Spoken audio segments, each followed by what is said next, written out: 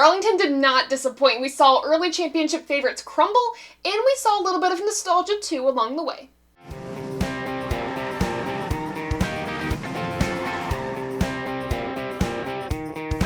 This episode of Above the Yellow Line is delivered to you by DoorDash. Use the promo code NASCAR30 to get 30% off your first DoorDash order.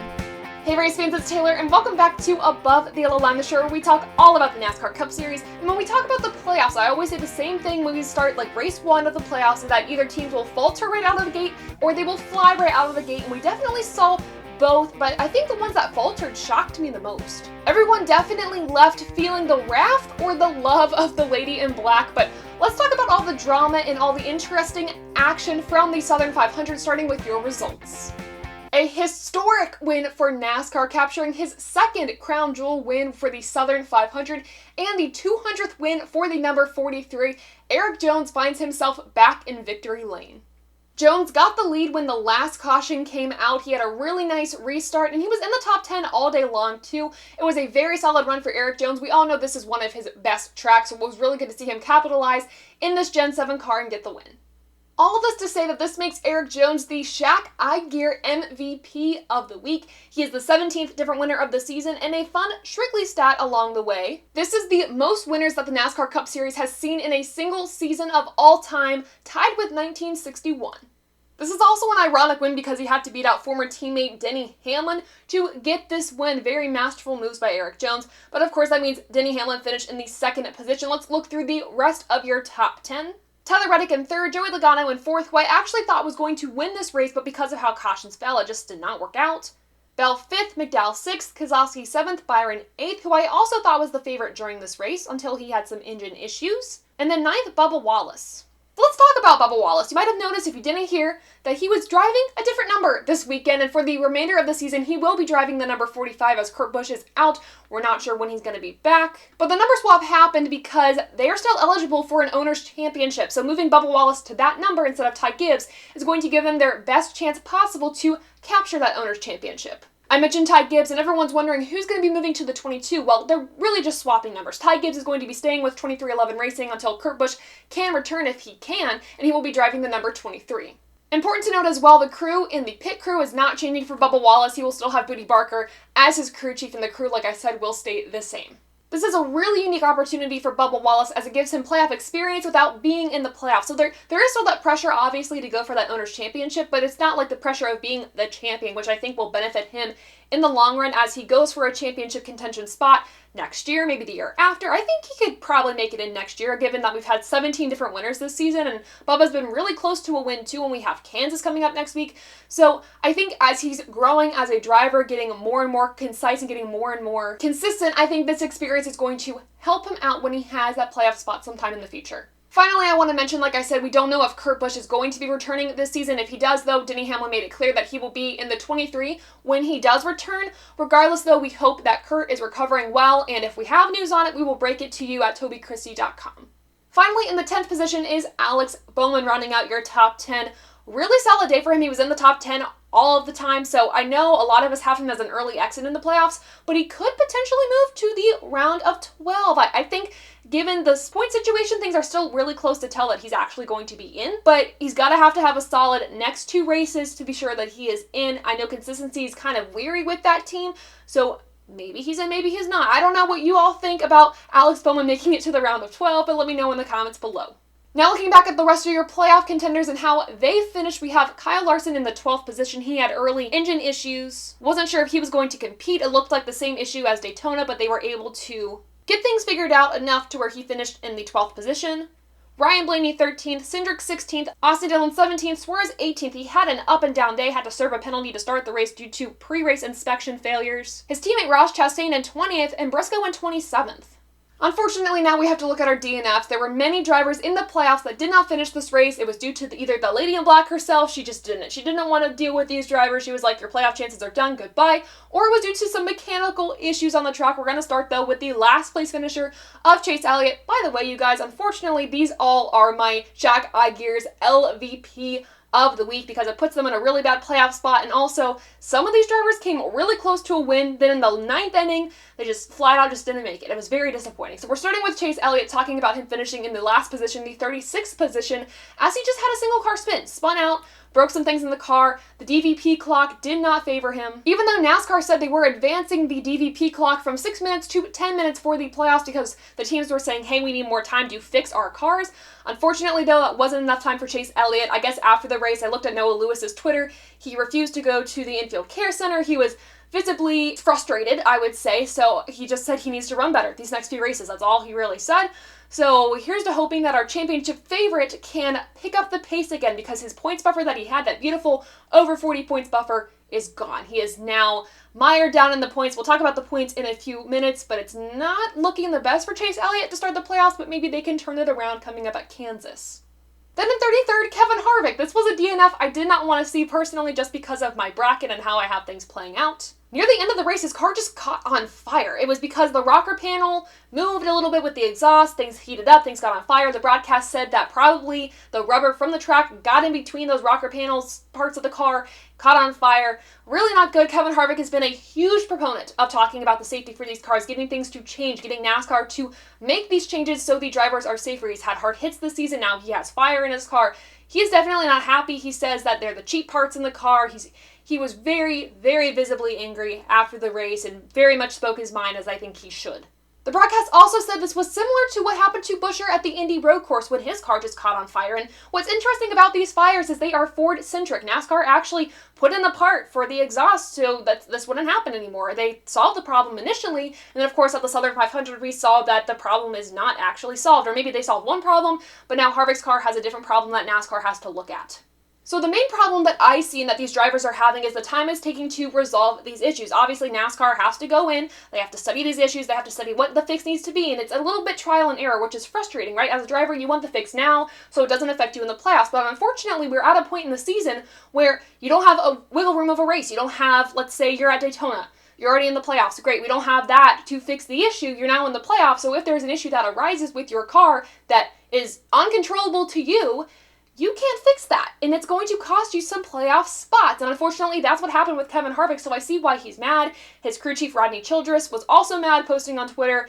I understand the frustration. I don't know if I should say give NASCAR some patience as they try to fix these, but we also know that drivers have been saying the safety of these cars have been concerning all season long with the hits. Denny Hamlin had a hit hard last week at Daytona. He missed out on the Xfinity race because he wanted to give his body time to heal. He was back in for the Darlington race, obviously for the Southern 500. But there's a lot of concerns, and I know during the offseason, NASCAR is going to take their time to look at these cars and fix the safety concerns, or hopefully fix them or do the best that they can. But I also don't want NASCAR to wait until the offseason to address things. I feel like they need to take a step back this week, make some adjustments as they have throughout the season, and hopefully by the end of the season, unfortunately by the end of the season, we can have these cars safer for the drivers for 2023, not leaving the offseason with as much concerns as we have right now. And then finally, in the 31st and 30th position, the major L's for me this weekend. Honestly, Truex and Kyle Busch. I know we're talking about the playoff drivers here, but I gotta talk about Truex because he had this race in the bag. I thought he was gonna win it. He had a really dominant car. Kyle Busch at one point in the race said, I don't know what Truex has, but I want it in my car and I don't know why I don't. Pretty much said that kind of over the radio, over the broadcast. Truex had a really good car. Kyle Busch then had a really good car. At the end of the race, they pretty much flat out went out at the same time. Truex had overheating issues, lost the power steering, went to the garage. And then before the final restart, Kyle Busch's engine just started to blow up. Have no clue how, have no clue why, but then he went to the garage. That left Erik Jones a nice, clean first spot on the restart and got him the win. So it was a very centric Toyota day. I would say the Toyotas dominated most of the day. Obviously, Erik Jones ended up getting the win in the end with a very good car, but a major L for the Toyotas, I would say, or at least Kyle Busch and Martin Truex Jr., and then definitely for Chase Elliott. That is very unfortunate for those guys who are champions of the sport and are now going to be struggling in the playoffs, minus Truex, who is not in the playoffs this year. Alright, so I talked about some major playoff implications. Now let's look at the points for the playoffs and how they stand after the Southern 500, starting with your above the yellow line point standings. I gotta mention this, we added Rob Branding into our playoff standings. We're doing this whole year race winning pick thing. We added him in at 55 points, so if you're keeping up with that, if you're really invested in how we're doing the above the yellow line crew with our race winning picks, we added Rob in. We gave him a little bit of an advantage here, catching him up to speed with us, but here is how things stand after this race. Rob picked the best out of the rest of us with Joey Logano, so we really didn't need that points advantage that we gave him, but he now sits at 59 points. In fourth place in our point standings is Brandon with a pick of William Byron. He has 64 points. I am in third place in points with 68 points. Unfortunately, Kyle Larson was my pick, and he did not show up the way I thought he was going to. Second place is Dom Joseph. He picked Christopher Bell. He now has 69 points. And finally, Adam, losing out this weekend. He gained 0 points this weekend with a pick of Kyle Busch, but he still is leading us all in points with 72. I also wanted to take this time to talk about my playoff bracket. We revealed them on the live stream last Friday, but I wanted to tell you all who I think is going to be the champion and why, and who's going to be out in each round. Obviously, we have one playoff race under our belts, so we know how things kind of shape up right now, but going out in the first round, I have Bowman, Suarez, Cindric, and Briscoe. I feel pretty good about having Cindric and Briscoe out going into the next round still. Suarez, I'm a little iffy on. Alex Bowman, though, I wish I would have put him into the round of 12. Instead, I was going back and forth between him and Austin Dillon, and I think these tracks and how Austin Dillon did in the spring, I thought that he would move forward, and then with the tracks going into the round of 12, really suit Austin Dillon, so I was thinking that maybe if he moved along, he would do fine, but now I'm not so sure. So that is my round of 16, who I think will be out after this round. Then out after the round of 12, I have some shockers here. Austin Dillon, I don't think is going to move past the round of 12, even though I said that those are his really good tracks. I also think that there is some luck involved in those tracks with Texas, the Roval, and Talladega. I think luck might not be on his side, so I'm saying that he is out of contention after the round of 12. Then after that, I have Kyle Busch. I think his luck's going to run out. All his contract stuff is getting in his head. I just feel like this is not the year for Kyle Busch. Then the two picks I am regretting, William Byron and Christopher Bell. They had a really strong showing at Kansas, gave themselves a pretty good points buffer on the rest of the field, especially the guys that I thought would do well, but definitely didn't. I think they're going to make it probably to the round of 8, at least one of them. So one of my picks, it's definitely wrong because not everyone can make it to the round of 8, right? So those are the guys I think will be out after the round of 12. Now we go to my championship 4, who's out after the round of 8. After the round of 8, I have Logano, Chastain, Reddick, and Harvick out, which leaves my championship 4 to be Larson, Elliott, Hamlin, and Blaney. I think Blaney's going to shock us all and make it through. I do think, though, my pick of Harvick going into the round of 8, though, now looks not so good, just based on how Kansas went. But my championship, you guys, I originally was thinking that Elliott was going to be the champion, and then literally 3 hours before I presented the bracket to you all on the live stream, I changed it to Denny Hamlin. I think this is his year. This is his last good year, in my opinion, to actually get the championship. He's one of the winningest drivers without a championship, so I think it would be a good story if he got it this year. Let me know what your bracket looks like. Hashtag ATYL on Twitter. Let me know what you think, but Denny Hamlin is my championship pick for 2022. Finally, I keep talking about the point standings after the guys that did not finish this race. So what do they look like after Kansas? Well, the guys in the red under the cutoff line right now as we speak, if things stopped, these guys would be out of the championship fight. We have Cindric -2, Austin Dillon -4, Briscoe -10, and Harvick -13, who did not finish this race. Right above that cutoff line is Suarez +2, Kyle Busch +8. And then Elliott, who was leading the points charge, +40 over the field, well over 40 over the field, now is 9th in points. Crazy. Now the guy leading the point standings is Joey Logano +38 to everyone else. Second place behind him is William Byron +32. It's going to be a treat going to Kansas with how close the points are. I do not think it is over for the guys below the cutoff line. Obviously, though, they have to be perfect from here on out, especially Kevin Harvick, but it's not over for them, as I said, so I'm excited to move ahead to Kansas. But before we do that, we have to rate this race above or below the yellow line. I asked you guys on Twitter and YouTube via a poll what you all thought of this race, and here's what you all had to say. From Twitter, 47% of you said this was a great race. 39% said good, 12% said okay, and 2% said bad. On YouTube, 48% said great, 27% said good, 16% said okay, and 9% said bad.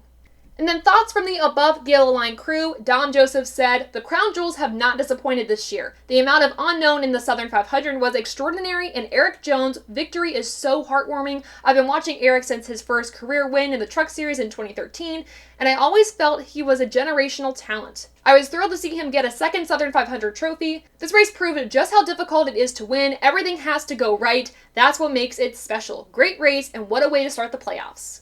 Finally, Adam Lucas said, "A wild and unpredictable Darlington stole the show Sunday night. I think Kevin Harvick's spicy post-race comments were a thing of poetry. Something has to be done to make these cars stronger and most of all safer. Drivers are more on edge about this car than ever before, and I do hope that something positive comes about to remedy this as soon as possible. It would be a real shame if we were to see drivers protest or prematurely retire due to their concerns with the safety of the car. But as for the race itself, I truly thought my head fell off and was put back on the wrong way. The amount of playoff drama we witnessed was one for the record books, especially the final caution period. The two most dominant cars both expiring within laps of each other, and then to cap it off with the 43 back in victory lane?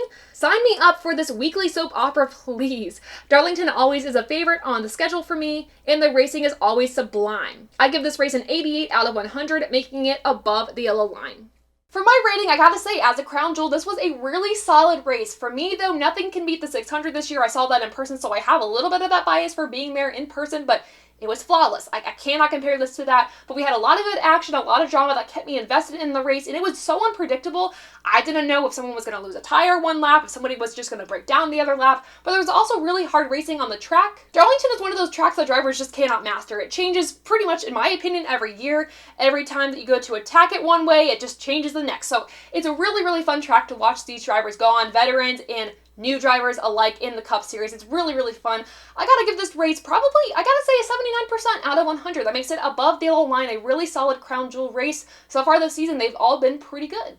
Alright, it is now that time. I keep mentioning Kansas Speedway. Now let's break down the next race, starting with your track facts and driver stats for the Hollywood Casino 400 at Kansas Speedway. The track length for Kansas Speedway is 1.5 miles long. The race length is 267 laps or 400 miles. Stage 1 is 85 laps, Stage 2 is 80 laps, and the final stage is 102 laps long. Now for our driver stats, the last driver to win at the track was Kurt Busch in his really sweet Air Jordan scheme. The active drivers tied with the most wins at the track is Harvick, Hamlin, and Logano with 3 apiece. The active driver with the best average finish at the track is Kevin Harvick with an average finishing position of 9.1. The team with the most track wins is Hendrick Motorsports with 14. And finally, the wins by manufacturer, Chevrolet with 41, Ford with 32, and Toyota with 11. All of this from driveraverages.com. Now let's close it out with our 2 watch, 2 worry for the Kansas race weekend. If you don't know what the segment is, let me break it down for you. The guys to worry about are guys that you don't want in your fantasy lineup. If you do any of that, if you do any betting, those are the guys I'm a little concerned about and would probably not have in my lineup, or at least maybe put in my garage if I think maybe there's a chance. And then the guys to watch are obviously the guys I think are going to do well this weekend, somebody to keep an eye on, playoffs or not in the playoffs. I feel like we got to keep looking at the entire field, especially after Darlington. We saw a non-playoff contender win the race. So let's talk about our guys to worry about first. So first guy I'm going to be worrying about is Chase Briscoe. Obviously, he did not run well in the spring. He ran outside the top 15 almost all day long. I feel like he's a guy you need out of your fantasy bracket. He is a guy that I think is going to struggle, and he's already below the cutoff line, so I feel like he's going to have more of a deficit coming out of Kansas than he did coming in. The second drivers I'm going to be worried about is Trackhouse Racing. Chastain actually ran well in the spring at Kansas, but Daniel Torres did not. And I feel like the past few weeks, Trackhouse Racing has not had really good races, and I don't know if that's because they're gearing their efforts towards the playoffs. I don't know if they just slowed things down because they were already in. They wanted to focus everything towards this round of 16, round of 12, and as we go forward, depending on how far their drivers make it. But something just has me concerned for Trackhouse going into next week, and obviously we saw how Chastain's going to race everybody. He raced Ryan Blaney pretty aggressively. Ryan Blaney's like, I'm not taking that, and kind of pushed him back at Darlington. So I feel very scared for Trackhouse going into Kansas, but obviously I could be wrong. If anybody you should put in your lineup from that team, I would say Ross Chastain. Daniel Suarez, I might leave out of your lineup going into this week. But again, they're just suggestions. I could jinx you, but those are my guys I'm worrying about. Trackhouse and Chase Briscoe. Now for our guys to watch, I gotta mention Kevin Harvick. Of course, in the stats, he has the best average finishing position of all the active drivers, and he is tied for the most wins of the track of all the active drivers. So we gotta put him in our fantasy lineup. I feel like he could definitely get himself out of the points deficit that he is in, or at least get very close to doing that with Kansas, because it is a very good track for him. And then we also gotta look at the Toyotas for Kansas. They had a really good race in the spring, and specifically, I'm going to be looking at Denny Hamlin, but most importantly, Bubba Wallace. I think he could be our 18th different winner of the season. We saw Erik Jones spoil the playoff contenders with a non-playoff driver winning this race. I think that Bubba Wallace could do the same thing. He raced in the top 10 all day long at Kansas. And he's just been really strong the past few weeks. He's gained a lot of confidence, I feel like, and I feel like that confidence is going to carry him into maybe a win or at least a top 5 at Kansas. So if anything, look at those Toyotas to put in your fantasy lineup, and then look at Kevin Harvick. At least put him in the garage. I think he could rebound from a really abysmal day at Darlington. Of course, not a fault of his own, but definitely Kevin Harvick and the Toyotas, specifically Bubba Wallace, and maybe Denny Hamlin in your fantasy lineup for Sunday at Kansas. So who are your to watch, to worry for at Kansas Speedway? Let me know in the comments below. And with that, we are done with this episode of Above the Yellow Line, the show where we talk all about the NASCAR Cup Series. For more from us here at ATYL, make sure to follow our social pages at _TaylorKitchen_ on Twitter for post-race polls and daily questions, and Above the Yellow Line on Instagram, YouTube, and wherever you get your podcast. Also, make sure to check out TobyChristieCom on all social platforms to find great motorsports content, and TobyChristie.com to hear and read more from the team and your favorite drivers. Last but not least, I want to thank DoorDash and Shack Eye Gear for supporting ATYL and TobyChristie.com. To show your support, make sure to use the promo code NASCAR30 for 30% off your first order of DoorDash. And when you're checking out at ShackEyeGear.com, make sure to use the promo code MAMBA34 to get 20% off your order. You can find all of our social pages linked in the description below, but before you check this out, make sure to like this video, subscribe to the channel, share this with your friends and family, and guys, thank you so much for supporting us here at Above the Yellow Line and TobyChristie.com, and until next time, we'll see ya.